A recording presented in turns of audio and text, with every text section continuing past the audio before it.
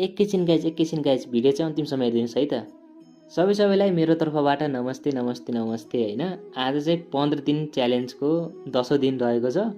न त भ्युज नै आउँछ न त लाइक नै आउँछ, तर मेरो प्रयास जारी नै छ है। तपाईहरुको बिहानीको सुरुवात के कसरी भयो मलाई चाहिँ थाहा छैन, तर मेरो बिहानीको सुरुवात भने चिसो मौसममा घाम ताप्दै मम्मीसँग गफगाफ गर्दै चिया र मकै खाँदै सुरुवात भयो है। चिया नास्ता गरेपछि बाख्राले फुकाएर बारीमा लगेर बाँधिदिए हैन, घाँसपात झुडाइदिए हैन, बाख्राका थाङ्राहरू थिए हैन बिस्तारा सुकाइदिए हैन घाम पर्ने ठाउँमा। अनि पाटापाटीलाई खोरबाट निकालिदिए। भोकले आत्तिएर आफ्नो आमासँग गएर दुध चुस्न हेर्नुस् न कति आत्तिएका छन् है। अनि 3वटा पाटापाटीले एकैचोटि बाख्राले चाहिँ दुध दिँदैन थियो, एउटालाई बाँध्ने अनि दुईटालाई खुवाउने गर्नुपर्छ। बाख्राको खुट्टा नसमातेसम्म त गाइस दुध नै दिँदैन बाख्राले है। अनि पाटापाटीले घाँस जुडाइदिए।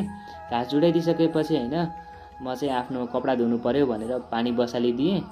यता भने सानी बहिनीलाई टिकटक बनाउने भनेर भूत चढेको रहेछ हेर्नुस् गाइस यति सानो उमेरमा। त्यसपछि मैले चाहिँ आफ्नो दाह्रीजुङ्गा हैन कैँचीले यसो मिलाएँ है। यो चाहिँ मेरो फर्स्ट टाइम नै थियो। अनि केही समयपछि मस्तले घाममा कपडा धोएँ हैन, छतमा लगेर सुकाइदिएँ।